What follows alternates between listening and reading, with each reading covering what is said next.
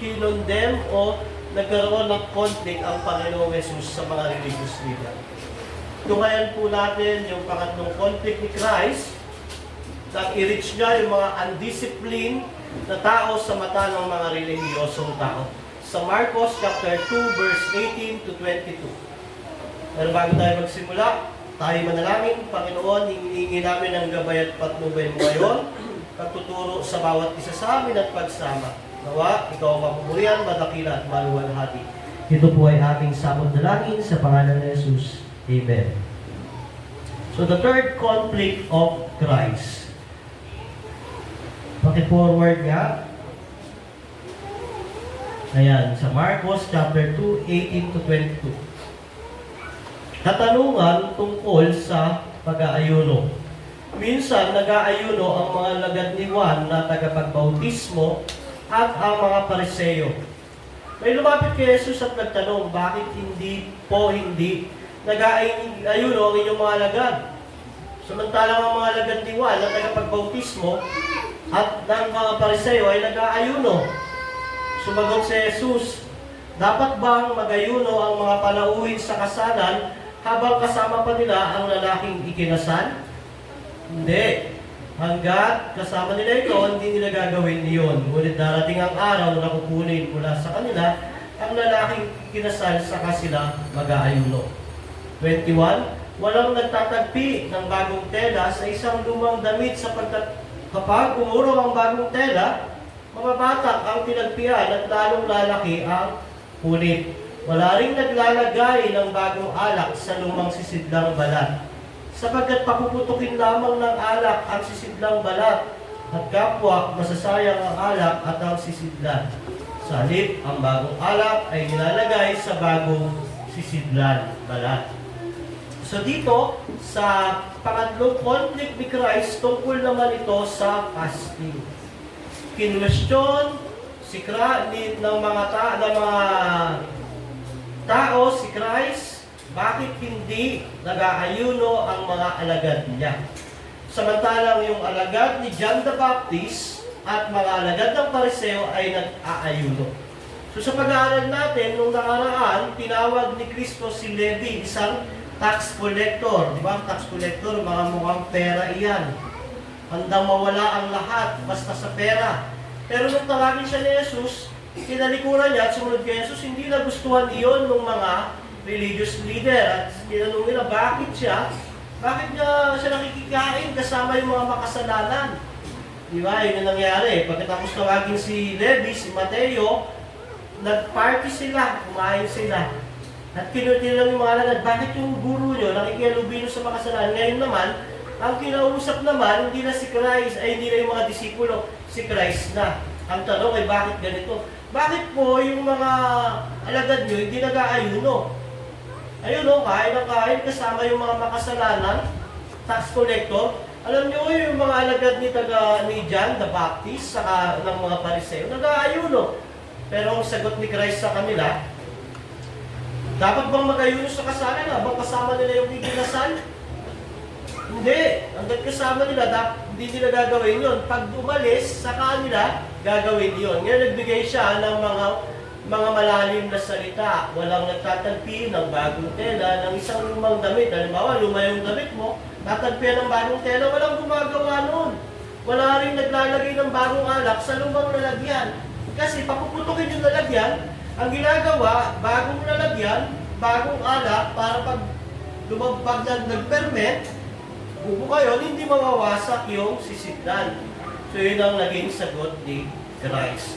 So meron tayong tatlong puntos. Una, katanungan sa pag-aayuno.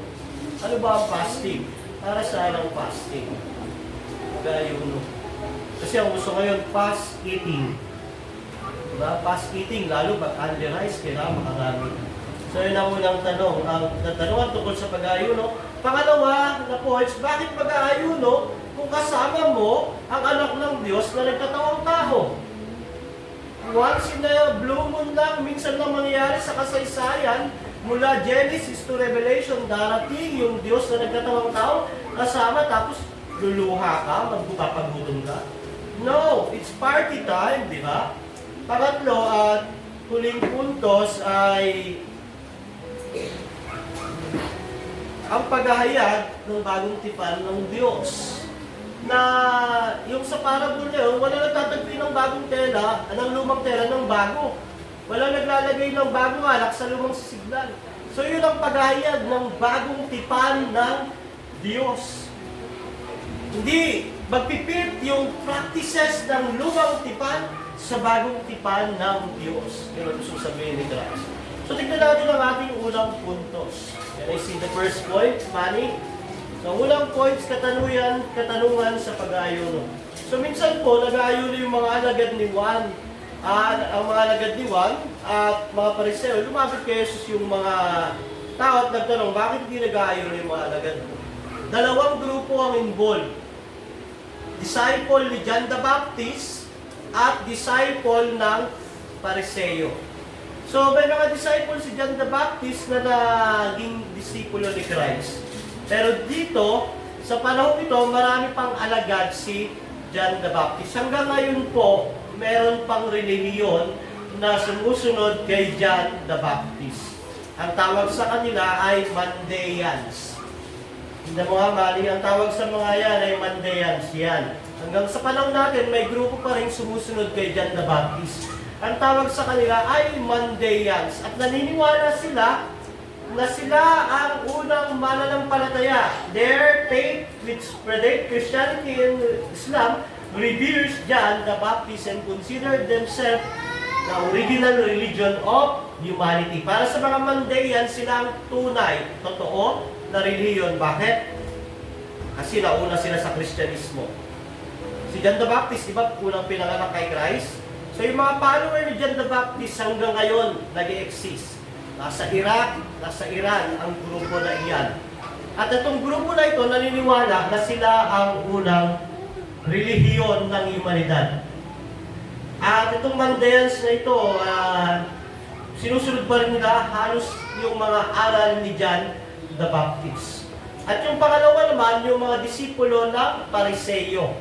Alam naman natin, mga Pariseo, mga religious group na sobra sila sa pagka-religious, hiwalay sila, kumbaga separated sila at ang view nila ay sobrang legalistic. At ina-argue nila na bakit hindi nagpa-fasting yung alagad ng Panginoong Jesus. Ang fasting po ay iniutos sa lumang tipan sa Levitico lang ito matatagpuan at sa Numbers. Isang beses lang ito ginagawa sa isang taon. Ang fasting ay inutos ng Diyos, isang beses lang ginagawa sa isang taon. Ito ay sa panahon ng atonement o Yom Kippur. Mababasa natin sa Levitico 23:27. Wag yan, balik ko. Hindi ko na tayo ilagay. So sa Levitico 23:27, sabi niyan, ang ika-10 araw ng ika-7 buwan ay araw ng pagtubos sa kasalanan. Sa araw na iyon, ang inyong banal na pagtitipon, mag-aayuno kayo at mag-alay ng pagkain handog. Ang fasting ay utos ng Diyos sa mga Hudyo, isang beses lang isang taon sa Day of Atonement. So tama lang mag-fasting. Pero may panahon, merong taon, at merong lugar. At ito ay sa Day of Atonement, once a year lang ito, ginagawa ng mga Hudyo sa templo. At ito ay utos talaga ng Diyos. Pero pag takbo ng panahon, mula ng panahon ni Moises, may mga tao at grupo na nagpa-fasting voluntarily. Halimbawa, si Moises, nag-fasting siya nung sa Mount Sinai, nung ma-receive niya yung divine revelation o 10 utos, nag-fasting siya nun. Hindi iyon inutos, pero iyon ay voluntary niya ginawa.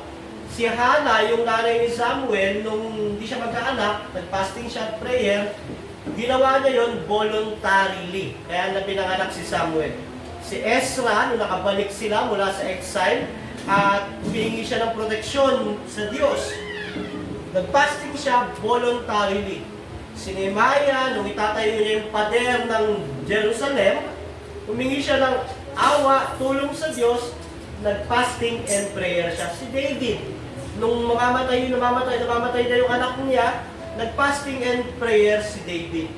At yung people ng Nineveh, nung mangaral si Jonah, sila ay nag-fasting and prayer, pero hindi po iyon utos. Iyon ay voluntarily. Ang fasting ay voluntarily na ginawa ng mga ito para manalangin sa Diyos, magpakita ng kapakumbabaan sa Diyos, at para maipakita na sila ay nagsisisi, humihingi ng awa at habag sa Diyos. Never na naging intensyon ng fasting ang magpakitang gilas sa tao. Never na naging intensyon ng fasting ang magpasikap para mukhang relihiyoso ang isang tao. Pero pagdating ng panahon, ginawang mandatory ng relihiyon ng Judaismo ang fasting. So dati, once ayun ang utos ng Diyos, may mga nag-voluntarily mag-fasting. Ang ginawa ng mga Pharisee, ng Judaism, ginawa nilang mandatory ang fasting sa relihiyon nila. 2 beses, isang linggo nagpa-fasting ang mga ito. Hindi naman iyon masama. Bakit? Kasi nagtuturo ito ng pagtitiis at disiplina. Magiging masama lang ito pag nagiging dahilan ito ng self-righteousness, pride, at ang purpose ay para may pagpakitang gilas sa tao. Nagiging masama yun kung hindi mo na, kung ang purpose mo ay nagbabago.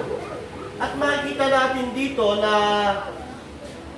sa Lucas 8:10-14, meron diyan, sabi diyan yung Pariseo. Tumayo ang Pariseo at nanalangin ng ganito: O Diyos, nagpapasalamat ako sa iyo, hindi ako katulad ng iba, mga magnanakaw, mandaraya, mga kalunya. Kaya tulad ng isang maniningil ng buwis, pinagmalaki niya yung sarili niya. Sabi niya, 2 beses ako nag-aayunaw isang linggo. At sabi niya, nagbibigay rin ako ng isang bahagi mula sa aking kinita. Ang yabang, no?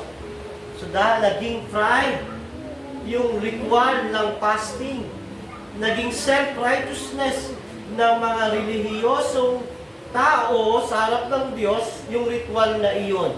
Kaya iyon ay naging masama.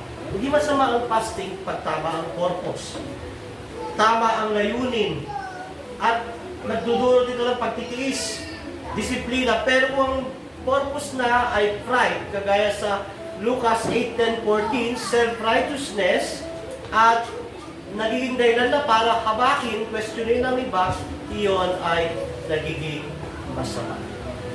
Kahit ang Panginoong Jesus, tinuturo ang pagpapasting, pero dapat hindi iyon para i-please ang tao. Sa Matthew 6:16, mababasa natin yan. Tignan mo ang mani kung andyan. Sabi niyan, kapag kayo'y nag-aayuno, huwag kayong magmukhang malungkot. Tinuturo ni Christ ang pag-aayuno. Pero dapat daw, huwag kayong magmukhang malungkot tulad ng mapagkunwari. Diba? Hindi sila nag-aayos ng sarili upang mapansin ng mga tao sila yung nag-aayuno. Pag ganun daw ang di ginawa, hindi na nila matatanggap yung gantimpala, katanggap na nila. Wala nang gantimpala para sa langit. At sa 17, sabi ni Christ, salin kapag nag-aayuno ka, maghilamos ka.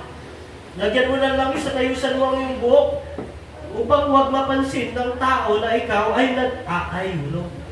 So, ang purpose ng ayuno ay para sa Diyos, pagtitiis, disiplina, at dapat hindi halata ng tao.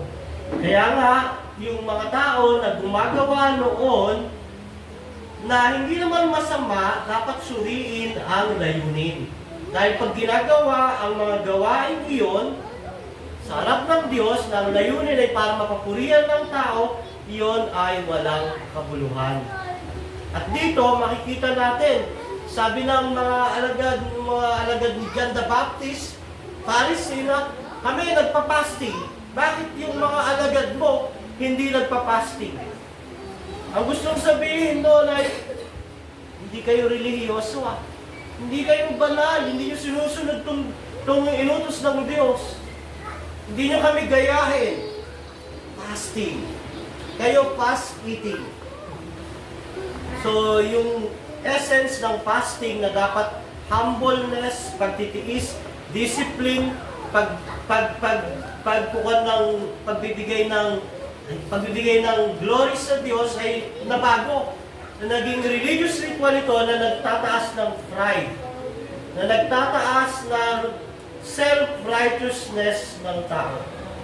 Sabi ni Ambrose, ang fasting daw ay dapat puno ng humility, genuine spiritual focus, not perform to please others. Gaya ng tinuro ng Panginoong Jesus. Ano yung makikita natin points sa unang puntos na ito? Makikita natin, di ba, na yung fasting ay maganda ang layunin. Once a year lang, yung utos talaga. May mga nag-voluntary, tama ang reason, tama ang ginawa, pero pagdating ng panahon, nakurap ito dahil sa pagiging makasalanan ng tao. Yung magandang ritual na tinuro ng Diyos, na ipinractice ng mga unang mananampalataya dahil sa kasalanan ng mga religious leader, naging pride. Di ba? Naabuso dahil sa pagiging makasalanan ng tao. Yung pagpapasting ay naging mandatory na pag hindi ka nagpapasting, ang tingin sa iyo ay makasalanan, hindi ka makadiyos. At yun yung naging question kay Christ. Conflict iyon sa kaisipan nila dahil napasok ang kaisipan nila ng pride at self-righteousness. Marami pong mga practices ang church na ginagawa na maaaring maging magtulak sa atin ng pride at self-righteousness. Hindi lang fasting, kahit yung tithing, kahit yung pagdalo sa worship, nagbibigay ng pride at ego yan kung titignan mo iyan bilang self-righteousness mo. Di ba? Nung ako mo ay nasa ibang simbahan, narinig ko, alam niyo ho, testimony, dahil sa faithfulness ko pagtatahid sa pagtatahid. Binibida niya yung pag-iika po niya na parang perfecto niyang nagagawa. Hindi ganoon, wala tayong pwedeng ipagmalaki sa Diyos kahit ikaw pa yung best tither, kahit sandigo ka pa nagpapasting. Kahit ikaw pa yung pinakagrabe mag-worship, wala kang pwedeng ipagmalaki dahil iyon ay mga biyaya lang ng Diyos. Dapat nga, maging humble ka pa dahil binibigyan ka ng pribileyo na gawin iyon. Diba? Yun ang point doon, dangerous. Ang kasalanan, ginagawa ng kasalanan, ina-abuse yung mga religious ritual na hindi masama at mabuti naman na makakatulong sa mananampalataya. Bilang mga Kristiyano, anong mga gawain ba yung pwede na nagbibigay sa atin ng pride? Dapat wala. Diba? Dahil walang ibang dahilan bakit yung tao kagaya natin ay makakaharap sa Diyos. Kahit tayo nagpa-fasting, kahit anong ginagawa nating ritual na inutos ng Bible, kahit na lagi tayong nag-church, kahit nananalangin, kahit tither tayo, sa dulo, ang masasabi natin, makasalanan ako, Panginoon, hindi nga ako karapat-dapat. Pribilehiyo lang ito. Kaya lang ako nandito dahil sa biyaya mo at dahil kay Kristo. Di ba? Kaya dito, sa panahon ng Panginoong Jesus, ay kita natin na siya ay nagkaroon ng conflict dahil sa fasting. At hindi kinokontra ni Jesus ang utos ng Biblia sa fasting, mga kapatid. Hindi niya kinokontra ang utos ng fasting. Ang gusto lang sabihin ng Panginoon Jesus, may tamang panahon, tamang lugar ng pagpapasting. At hindi iyon ang panahon ng pagpapasting, sabi ni Christ. Diba? Bakit? Sumagot si Jesus sa verse 1.2. Bakit mag-aayuno kayong kasama nila ang Diyos na nagkatawang tao? Sa verse 19, sumagot si Jesus. Dapat bang mag-fasting o mag-ayuno ang mga panawin sa kasalan habang kasama pa nila ang lalaking kinasal? Hindi. Sabi ni Christ, bakit sila magpa-fasting kasama nila yung bride? Diba? Hanggat kasama nila ito, hindi nila gagawin yun. Hindi dapat sila mag-fasting o mag-tiis, mag-disiplina, magpakahirap dahil kasama nila yung bride, yung Diyos na nagkatawang tao. Ngunit darating ang araw, kukunin mula sa kanila ang lalaking kinasal, saka sila mag-aayuno. Tignan natin, sabi ni Christ, dapat bang mag-ayuno ang mga panawin sa kasal habang kasama pa nila ang lalaking kinasal? Sa Bible ho, ang lalaking ikinasal, mayroon lamang isang pinatutungkalan, si Yahweh. Sa Old Testament, pag binasa mo ang Old Testament, walang ibang asawang lalaki ang Israel maliban kay Yahweh. Pag narinig ng mga Hudyo ang salitang lalaking ikinasal, isa lang ibig sabihin na nasa isip nila si Yahweh. At ang kinasal sa lalaking yon ang Israel.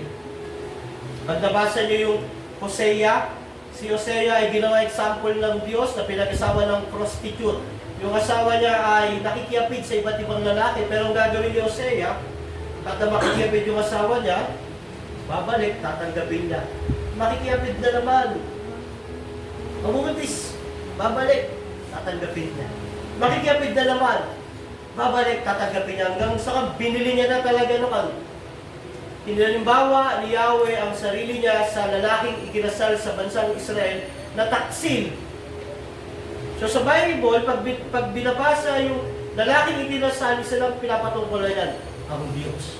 So nung sabihin ni Christ, dapat bang mag-ayuno ang mga tao na to ngayong kasama nila ang Diyos? Hindi. Hanggat kasama nila ang Diyos na nagkatawang tao, hindi nila gagawin yun. Ngayon sa 20, ngunit darating ang araw, propesiya naman ito, pagsasabi niya naman ng kanyang kamatayan, ngunit darating ang araw, kukunin mula sa kanila ang lalaking kinasal at saka sila mag-aayuno. So, tinutukulan naman dito yung nalalapit niyang kamatayan. Una, ginamit ni Jesus ang ilustrasyon ng kasal. Ang kasal sa Israel ang pinakamasayang handaan. Sa atin ang kasal ay kwan lang, bawa, kinasal ng alas 10. 12 to 1 lang ang kainan. Sa Israel, pag kinasal, inaabot ng 2 linggo. Ang ginagawa nila, kainan, inuman, kainan, inuman, kainan, inuman, 2 linggo. Pero take na to, hindi yung emperador sa karedor siniglan nila. Wine. Kinatas na ubas. So ang wine, parang kanya, tubig, pero nakakalasing pa rin yan. Pero hindi yan yung sobrang talagang So, gano'n ang handaan sa Israel ng kasal. 2 linggo, kainan, inuman, kainan, inuman. At ito ang ginamit ni Christ na ilustrasyon. At hindi lang basta kasal. Kasal ng bridegroom na tumutukoy kay Yahweh, ang Diyos. Kaya sabi ni Christ, bakit sila mag-aayuno? Andito ang Diyos na nagkatawang tao. Pambihira ang pangyayaring ganito. Na darating ang Diyos nasa laman kasama ng mga tao tapos gusto mo iiyak-iyak sila, magpapakagutom sila. Hindi. Dapat magsaya. Dapat magalak. Dapat may party. Hanggang andito siya. Araw-araw ang party. Dapat ganun. Alam niyo, napakapalad nila dahil nahawakan nila ang Diyos na nagkatawang tao. Naamoy nila, nakasama nila, nakita nila, narinig nila. Pero tayo mapalad din. Bakit? Dahil ang Espiritu Santo nasa atin. Nung panahon nila, hindi pa bumababa ang Holy Spirit. Tayo, andito sa atin. Na-feeling natin at ang salita ng Diyos, andiyan. Madalas, binabaliwala lang. Diba? Pero dito, andito sila sa isang greatest event in history. Why mag-aayuno? Andito ang Messiah na papawi sa kasalanan ng mga tao. Kapiling nila, tama ba mag-ayuno noon? Hindi. Di ba? Pero mali kasi ang theology ng mga disipulo ni John the Baptist. Mali ang theology ng mga Pariseo. Di ba? Mali ang pagkakilala nila kay Jesucristo. Tignan nyo, no? Pag mali ang pagkakilala kay Kristo, mali ang practices, mali ang application. Di ba? Dahil hindi nila nakilala si Kristo, mali yung theology nila kay Christ, dahil doon, ang alam nila, kailangan fasting. Hindi nila alam na doon na yung Diyos na nagkatawang tao, hindi mo na nila kailangan mag-fasting. Kaya pag mali ang theology, Pagkakilala sa Diyos, mali ang buhay, mali ang practices. Marami po niya ang ganyang relihiyon. Bawal mahaba buhok, bawal nakapantalon, dapat nakaputi lang. Meron pang apostol, meron pang propeta, di ba? Kailangan tatayo pa, patutumbahin, pag hindi tumumbay, hindi puspos ng banal na Espiritu Santo. Kailangan nagtatangs. Kasi mali yung theology, mali yung pagkakilala sa Diyos, mali ang practices. Meron pang bautismo, di ba? Bautismo ng banal na Espiritu Santo. Nangyayari yung pag na-born again ka. May mga reliyon na para maligtas ka, kailangan mong pabautismo kasi mali ang theology. Ganito yung mga alagad ni John the Baptist. Alagad ng mga Pharisee, mali yung theology nila kay Christ. Kaya nung titignan nila yung mga disciple ni Christ na nag-e-enjoy kasama si Christ, bakit yung mga yan? Ano yan hindi yan nagpa-fasting. Kaya sa matalinhagang pahayag, sinabi ni Jesus, bakit sila magpa-fasting? Andito ang lalaking ikinasal. Saka lang sila magpa-fasting pag umalis na. At alam natin, nung umalis na si Jesus, umakyat siya sa langit, ang mga disipulo naman talaga, nagpa-fasting. Talaga namang nananalangin sila. Pero hindi na para sa righteousness nila, kundi dahil meron na silang righteousness galing kay Christ, hindi para maging matuwid sa harap ng Diyos ginagawa ng mga alagad nyo, kundi dahil alam nila, matuwid na sila sa harap ng Diyos dahil kay Kristo. So, makita natin, bakit mag-aayuno ngayon kasama nila ang Diyos na nagkatawang tao. Marami yung tayong ritual na ginagawa rito, Lord's Supper, baptism, di ba? Pero hindi mo yun magiging way para maging matuwid kayo sa harap ng Diyos. Hindi mo nakapagliligtas iyon. Pero, iyon ay katibayan, ginagawa natin para i-remind yung gospel. Di ba? Ang purpose po ng fasting ng Old Testament sa Day of Atonement, part iyon ng pagtubos ng kasalanan. Di ba? Part yun na ritual, pero hindi pa rin iyon nakapagliligtas. Ang nakapagliligtas pa rin ang pananampalataya kay Kristo. At pagkatapos, sabi ni Christ, sa 3 puntos, matatapos na tayo, sabi niya, pagkatapos siyang sabihin, bakit sila magpapasting kung dito yung lalaking kinasal? Pag-alis na. At pagkatapos, nagbigay siya ng parable, sabi niya, walang nagtatagpi ng bagong tela sa isang lumang dami. Kapag umurong ang bagong tela, mababata ang tinagpian at lalong lalaki ang kulit. Wala rin naglalagay ng bagong alak sa lumang lalagyan. Bagkus ang bagong alak, ilalagay sa bagong lalagyan. So, inihayag ang bagong tipan. Yun yung basic na language niya. Pinahayag ang bagong tipan. Parang gusto sabihin ni Christ, yung mga ritual ng lumang tipan, hindi na yan magpipit sa bagong tipan. Kaya dapat, alis na kayo dyan. Diba? Proclamation ito ng bagong tipan at pagpapalit nito sa lumang tipan sapagkat ang lumang tipan ay anino lang ng padating na bagong tipan. Kailan natapos permanently ang Old Testament? Sino nakakalam dito?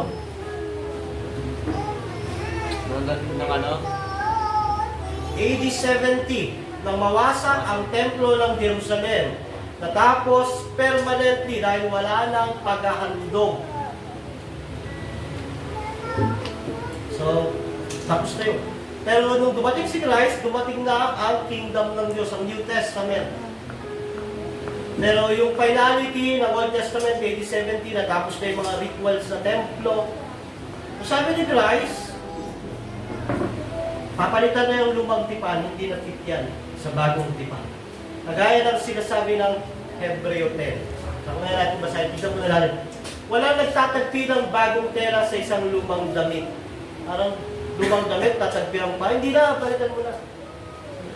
Lumang lalagyan ng alak, lalagyan mo ng bagong alak. Hindi po sa Israel, ganito ang paggawa nila ng sidlan. Yung balat ng kambing, buo yan, diyan nila ilalagay yung ubas na yung pinatas, sa kanila tatakpan, ipe-ferment nila yan. Ngayon, habang tumatagal yan, yung fermentation, yung espiritu niyan, ini-stretch siya na gano'n. Diba? Yung alak na espiritu. Diba? yung pag binuksan mo yung gin, tapos hindi mo may apoy. Ganun lahat ng alak may espiritu. So pag hindi pa nagpe-ferment, wala pa, katas ka ng ubas. Pag nilagay nila doon, masikip pa yan. Pero habang nagpe-ferment yan, bumabatak yan na gano'n. Kaya sabi ni Christ, pag naglagay ka ng lumang alak sa bagong alak sa lumang lalagyan, pag kung nag-ferment yan, puputok lang. Dapat ang gawin mo yung bago rin. Kaya sa lumang tipan, dapat ganyan. Sa bagong tipan, kailangan nyo bagong pamamaraan, bagong puso. Paano? Sa pamamagitan ng banal na Espiritu Santo. Sa Old Testament, ang Holy Spirit umaalis. Sa New Testament, nag-i-stay na. Naninirahan na sa mga mananampalataya. So dito, proclaim ni Christ yung bagong tipan na mawawala na yung lumang tipan dahil anino lang siya ng bagong tipan. Sabi ng Hebreo, chapter 10, ayan, ang kautusan ay anino lamang at hindi lubos na naglalarawan ng mabuting bagay na darating. Hindi ito nagpapabanal sa mga lumalapit sa Diyos sa pamamagitan ng handog na inialay taon-taon. Kung napatawad na nga ang mga lumalapit sa Diyos sa pamamagitan ng ganong mga handog, wala na silang alalahanin pa tungkol sa kanilang mga kasalanan. Hindi na sila kailangang mag-alay pang muli. Ngunit ang mga alay na ito ay ang nagpapagulita sa mga tao ng kanilang mga kasalanan. Sa 5:6, dahil diyan, nang si Kristo'y naparito sa daigdig, sinabi niya sa Diyos, ang mga pangalay, pati mga handog at mga hayop na handang sunugin, hindi mo na ibig sa dambana dalhin. Hindi mo na kinalugdan ang mga handog na sinusunog at ang mga handog upang pawiin ang kasalanan. Kaya ihanda mo ang aking katawan upang maging handog. So, tuloy natin sa verse 17, dulo na, ano. Pagkatapos, sinabi pa niya, kalimutan ko na ang kanilang mga kasalanan at kasamaan, sapagkat pinatawad na ang mga kasalanan, hindi na kailangan pang maghandog dahil sa kasalanan. Hindi na lang kailangan ng Old Testament way ng paghingi ng patawad sa kasalanan dahil si Kristo andun na. So nung sabihin ni Christ na bagong tela, hindi na nilalagay sa luma, pawala na yung lumang tipan ng kailangan yung bagong tipan na. At sa bagong tipan, hindi na kailangan mag-alay ng mga hayop. Bakit? Kasi si Kristo na ang pang-alay. So, proclamation ito ni Christ. Una, sinabi niya, andito ang Diyos na nagkatawang tao, natutubos sa kasalanan ng mga tao, hindi nila kailangan mag-fasting. Bukod doon, hindi lang siya andito, dala niya ang bagong tipan. Mas magaan, mas madali, at para sa lahat ng mananampalataya. Sa lumang tipan, para sa Hudyo lang. At pupunta pa sa templo, magkakatay doon, kaya ang templo noon hindi ganito na malinis. Parang katayan. Puro dugo. Di ba nakakanood kayo ng mga Vikings na yan, yung nagagano ng mga dugo? Ganun ang templo noon.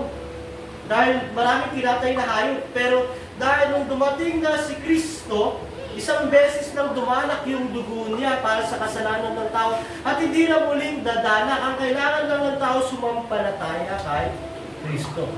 So, pinroclaim niya yung bagong tipan. Nandito yung hari. Diyos na nagkatawang tao, natutubos sa kasalanan niyo. Hindi nila kailangan mag-fasting.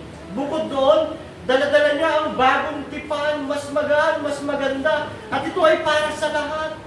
Ang kailangan lang sumampalataya.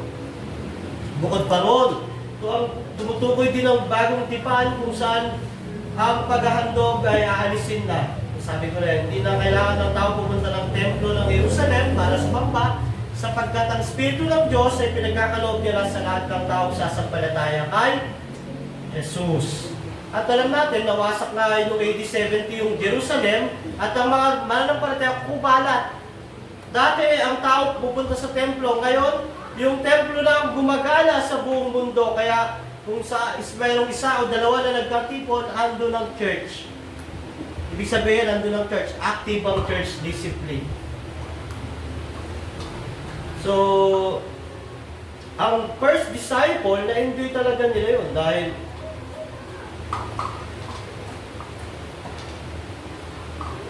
The first disciple of Christ enjoyed fellowship with Him. At alam natin na natangi yun, nung panahon na yun. Nung dumating si Christ, talagang hindi sila nag-fasting. At tama lang yun kasi nga, panahon iyon ng pagsasaya dahil andun si Christ. Pinoproclaim niya yung bagong tipan. At mali talaga na mag-fasting noon. Yung bagong tela, sabi, di ba, na bagong tela, hindi pwedeng ilagay sa lumang tela, bagong alak, hindi pwedeng kailangan yan bagong sidlan. Hindi lang ito tungkol sa bagong tipan. Tungkol din ito sa buhay natin. Yung lumang buhay natin ay hindi magpipit sa bagong espiritu na ibibigay ng Diyos. Yung lumang buhay mo ay parang lumang sisidlan na hindi magpipit ang bagong espiritu. Na pag ikaw, binago ka na ng Diyos, ipipilit mo ang lumang buhay mo, ang gagawin noon, wawasakin ka noon. Diba? Kaya sa mga taong binago na ni Kristo, sila ay bagong sisidlan ng bagong alak na hindi na magpipit yung lumang buhay nila, yung mga masasamang bisyo, masasamang kaisipan, kahalayan, pagkamakasarili, mayabang, umaasa sa sariling gawa, religious masyado na parang ang tingin niya, maliligtas niya yung sarili niya sa pamamagitan ng relihiyon niya, hindi na magpipit niya. Ang bagong buhay na bigay ni Kristo ay dapat magkakaloob sa atin ng bagong buhay. Bakit? Sapagkat ang mga taong na kay Kristo ay bago lang nilala. Wala na ang dati nilang pagkatao. Ano makikita natin dito? Huwag natin ipilit ang dating buhay sa bagong pagkatao noon natin. Bakit? Wawasakin tayo nito mga kapatid. Kaya may mga Kristiyano nagkakasakit, maagang namamatay. Bakit? Kristiyano na sila, pero pinipilit pa rin nila yung lumang buhay nila na hindi mananalo sa Espiritu Santo iyon.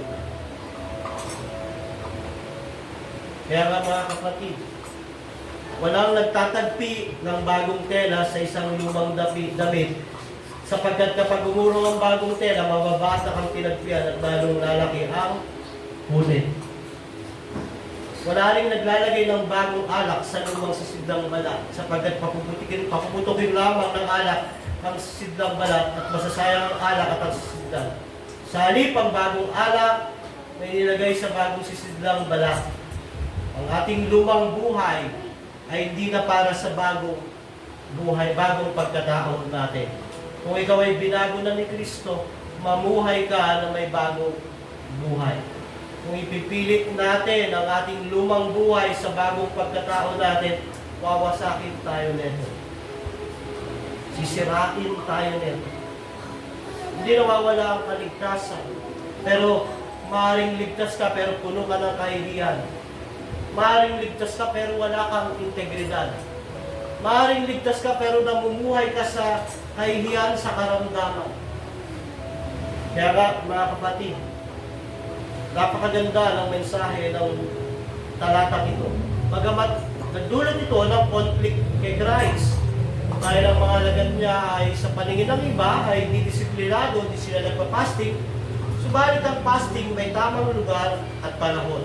At noong panahon na ito, hindi ito yun. Dahil ito yung panahon na dumating ang Diyos na nagkatawang tao, ipinoproklama ang Ebanghelyo, ang makapangyarihang Ebanghelyo ng Panginoong Jesucristo, ang bagong tipan. At kinukwento ang pagkakaroon ng bagong buhay ng mga taong sasampalataya kay Kristo. Kaya kapatid, kung ikaw ay wala pa kay Kristo, hanggang ngayon, wala ka pa sa bagong tipan. Kasi hindi ka kabilang sa tipan ng Panginoon kung wala ka kay Kristo. Kaya ang dapat mong gawin, lumapit sa Panginoong Jesus, magsisi, talikuran ng kasalanan at sumampalataya sa Kanya. At nang sa ganon, ikaw ay maligtas at ang sino mang nakipagkaisa kay Kristo ay isang bagong nilalang. o ikaw naman ay ligtas, reminder sa atin, ang luma nating buhay hindi magpipit sa bagong espiritu na binibigay ng Diyos. Hindi magpipit. Ay papahirapan mo lang ang sarili mo na hindi ka na masaya. Nung ako ay bagong born again, marami akong barkada pa rin noon nung ako na born again. Pero andun ako kasi nakasanayan ko pero hindi ako masaya sa grupo. Hindi ako masaya sa mahahalay na usapan. Hindi ako masaya sa ginagawa namin. Bakit? Kasi pinipilit ko yung luma akong buhay sa bagong espiritu. At one time, nag-inuman kami doon sa may Caloocan, sa third floor. Talagang, hindi ako masaya pero masarap kasi uminom sa kapagulutan. May babae, bigla nagsalita, sinasya doon sa sabi niya, Christian na ako. Sabi niya sa mga kaibigan niya, Christian na ako. Parang binuhusan ako ng malamig na tubig noon. Simula noon, sinikap ko sa biyaya ng Diyos, pinanalangin ko sa awa ng Diyos na makapagtagumpayan ko. At talagang hindi ko kayang pagtagumpayan kung walang kapangyarihan ng Diyos. Sa awa ng Diyos, ngayon, nakapagtatagumpay, nabibigo, nakapagtatagumpay, nabibigo. Pero hindi na ako makipag-iinuman, hindi ako makikita nakipag-iinuman sa mga tao sa paligid dahil alam ko, bagamat hindi iyon literal na kasalanan, pangit ang magiging imahe sa inyo. Pangit ang magiging reaction ninyo. Pero sinisikap ko pa rin na mapagtagumpayan yung mga pagsubok at kasalanan dahil in reality, habang nabubuhay tayo, maraming kasalanan. At mapagtatagumpayan lang natin yon sa awa at biyaya ng Diyos. Kaya mga kapatid, sa pangatlong kwento na ito, dahil sa sinabi ng Panginoong Jesucristo, lalo nagalit sa Kanya ang mga religious leader. At dito, alam natin, yung galit na iyan, nagbunsod para siya ay papako nila sa krus. Pero alam naman natin na dahil sa Kanyang kamatayan sa krus, tayo ay may buhay na walang hanggan. Dahil namatay si Kristo para sa atin. Nawa po, yung mensahe na ito, ang katanungan sa pag-aayuno, bakit mag-aayuno gayong kasama nila ang Diyos na nagkatawang tao at ang paghahayag ng bagong tipan ng Diyos ay tumimo sa puso at isip natin.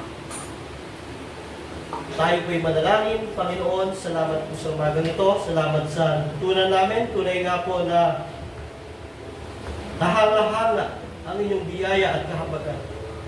Napakabuti niyo, Panginoon. Sa bagong tipan, hindi na ganun kahirap. Ang kailangan lang namin sumampalataya sa namatay para sa amin. Hindi na namin kailangan magdala ng mga hayop sa templo para ialay. Hindi namin kailangan ng mga religious rituals para maging matuwid sa iyo. Ang kailangan lang namin ang sumampalataya at magtiwala kay Kristo. Salamat aming Panginoong Jesus.